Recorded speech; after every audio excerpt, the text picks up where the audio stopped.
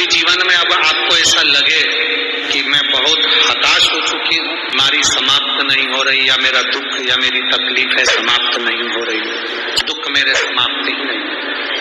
इस मध्य की डंडी में चंदन लगाकर 7 दाने चावल के लेकर आप चंदन लगी हुई बेलपत्र और 7 दाने चावल के हाथ में लेकर नंदी के सीधे हाथ की ओर से, मतलब आपका भी सीधा हाथ है तो नंदी का भी सीधे हाथ की ओर से, आप नंदी के कानों में अपनी बात को कहकर ये बेलपत्री और 7 दाने चावल के ओम नमः शिवाय बोलकर, नमः शिवाय बोलकर नंदी का मुख अशोक सुंदरी की ओर हो और शिवलिंग पर उसको समर्पित कर दो। 2 या 3 सोमवार आप करेंगे तो कोई आपका कोई एग्जाम आप देने के लिए बैठ रहे हैं, आप चाहते हो कि इस परीक्षा में मैं पास हो जाऊं और बहुत जरूरी है मेरा पास होना, मैं बहुत बार दे चुका हूं।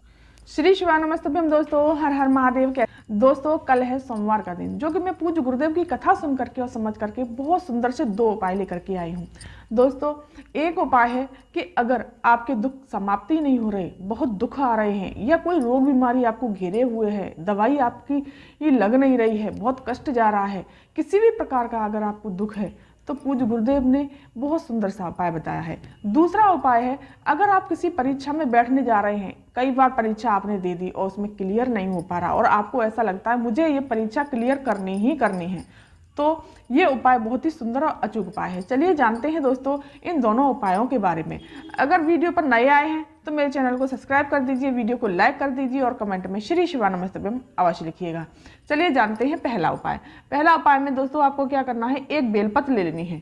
बहुत सुंदर सी, एक कटी फटी बेलपत्र नहीं होनी चाहिए, एकदम साफ सुथरी सी सुंदर सुंदर सी बेलपत्र होनी चाहिए। और इसमें चाहिए आपको 7 चावल के दाने, इस प्रकार से 7 चावल के दाने, इस प्रकार से 7 चावल के दाने ले लेने हैं आपको। और चंदन ले जाइए, मीठा ले जाइए, एक जल का लोटा, इसमें जल भरना है आपको अपनी रसोई से जिससे आप जल पीते हैं, और सीधे पहुंच जाइए देवादिदेव महादेव के शिव मंदिर। शिव मंदिर पहुंच करके आपको क्या करना है दोस्तों, सबसे पहले जो चावल के दाने और वो बेलपत्री लेकर के गए हैं, तो आपको इस वाली डंडी पर दोस्तों, ये बीच वाली जो डंडी है, ध्यान रखना, ये इतना इतना हिस्सा, इस पर आपको चंदन लगाना है, पीला चंदन, इस प्रकार से। देखिए दोस्तों, मैं थोड़ा सा पानी ले लेती हूँ। इस तरह से आपको पीला चंदन लगा लेना है इस वाली पत्ती पर, और इस तरह से आपको 7 चावल के दाने ले लेने हैं। और जहाँ नंदी बाबा बैठे हैं, नंदी महाराज बैठे हैं, वहीं उनके पीछे बैठ जाना है, इधर की तरफ जा करके, ध्यान रखना दोस्तों।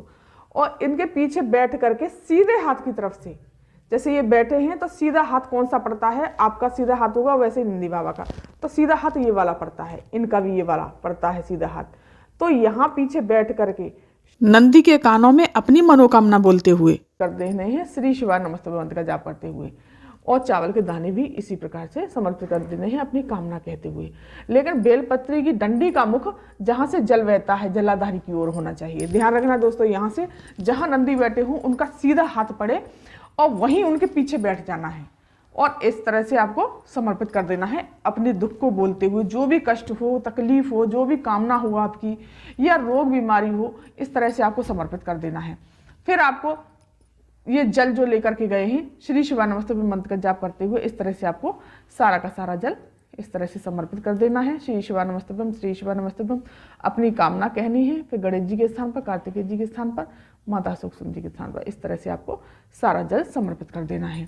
फिर आपको चंदन लगा देना है दोस्तों, त्रिपुंड बनाना है इस प्रकार से, मीठा समर्पित कर दीजिए। इस तरह से सारी सामग्री समर्पित करने के पश्चात वहीं पर थोड़ी देर बैठ करके बाबा से प्रार्थना करनी है, बाबा मुझे बहुत दुख है, बहुत कष्ट है। इस प्रकार से करने के पश्चात प्रणाम करते हुए अब अपने सीधे घर चले आइए।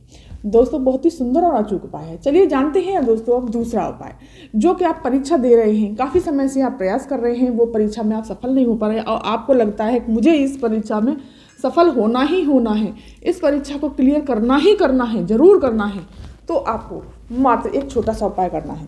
पूज्य गुरुदेव ने कहा है कि एक तांबे का कलश ले लीजिए या स्टील का पात्र ले लीजिए, जो भी पात्र आपके घर में हो उसको ले लीजिए और उसमें भर लीजिए आप गन्ने का रस। गन्ने का रस कहीं से भी ढूंढ कर लाइए, गन्ने का रस आपको इजीली मिल जाएगा, ऐसी कोई बड़ी बात नहीं है।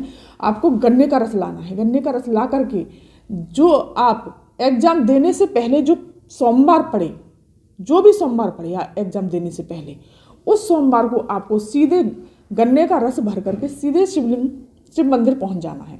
शिव मंदिर पहुंच करके आपको उत्तर दिशा की तरफ मुड़ करके खड़े हो जाना है, जिस तरह से मैं बैठी हूँ इस तरह से आपको खड़े हो जाना है। और आपको डायरेक्ट त्रिपुरा सुंदरी के नाम से इस रस को समर्पित कर देना है धीरे धीरे शिव जी पर। श्री शिवानमस्तुभ्यम मंत्र का जाप करते हुए त्रिपुरा सुंदरी का नाम जरूर बोलना है दोस्तों। आपको जैसे कांवड़ समर्पित करते हैं उसी प्रकार से आपको उस पात्र को दोनों हाथों से पकड़कर शिवलिंग पर समर्पित करना है। दोस्तों मैंने एक हाथ से ही कर दिया, लेकिन आपको दोनों हाथों से पकड़कर शिवलिंग पर समर्पित करना है। देने से पहले जो सोमवार पड़े उस दिन ये उपाय जरूर ही करना चाहिए। पूज्य गुरुदेव कहते हैं आपका हाथ पकड़कर भोलेनाथ खींच लेंगे और आप जो भी एग्जाम देने के लिए गए, जो भी परीक्षा देने के लिए, उसमें जरूर उत्तीर्ण होंगे। इस तरह से करने के पश्चात आपको चंदन लगा दें, चावल लगा दें, मीठा समर्पित कर दें, एक बेलपत्री समर्पित कर दें, जो भी पूजा की सामग्री लेकर के गए हैं वो समर्पित कर दीजिए। और दोस्तों इसमें एक उपाय और बता देती हूँ मैं, छोटा सा ही उपाय है कि अगर आप नौकरी की तैयारी कर रहे हैं या जॉब इंटरव्यू की तैयारी कर रहे हैं, किसी भी चीज़ की तैयारी कर रहे हैं, वो नौकरी लग नहीं रही है, कोई भी परेशानी जा रही है, तो आप जब जॉब इंटरव्यू के लिए जाओ, नौकरी के लिए जाओ, तो सीधे शिव मंदिर पहुँच करके ये बीच वाली जो पत्ती पर शहद लगा करके, शहद लगा लीजिए इस पर। इस तरह से आपको शहद लगा लेना है। शहद लगा करके ये यहाँ से इस तरह से अंगूठे से दबा लेनी है। इस तरह से दबा करके और जब परीक्षा देने के लिए जाएं, इंटरव्यू देने के लिए जाएं, तो इस तरह से आपको शिवलिंग से लगा देनी है, चिपका देनी है। इस प्रकार से श्री शिवाय नमस्तुभ्यम मंत्र का जाप करते हुए इस तरह से आपको चिपका देनी है और सीधे अपने परीक्षा, नौकरी के लिए, इंटरव्यू के लिए सीधे चले जाएं। भोलेनाथ की कृपा आप पर हमेशा बनी रही। पूज्य गुरुदेव कहते हैं इसको करने से निश्चित ही आपकी नौकरी पक्की हो जाएगी। जॉब इंटरव्यू में आप 100% क्लियर करेंगे। तो दोस्तों ये थे आज के उपाय। अगर ये वीडियो, ये जानकारी आपको पसंद आई हो तो मेरे चैनल को सब्सक्राइब कर दीजिए, वीडियो को लाइक कर दीजिए और कमेंट में श्री शिवाय नमस्तुभ्यम अवश्य लिखिएगा। धन्यवाद।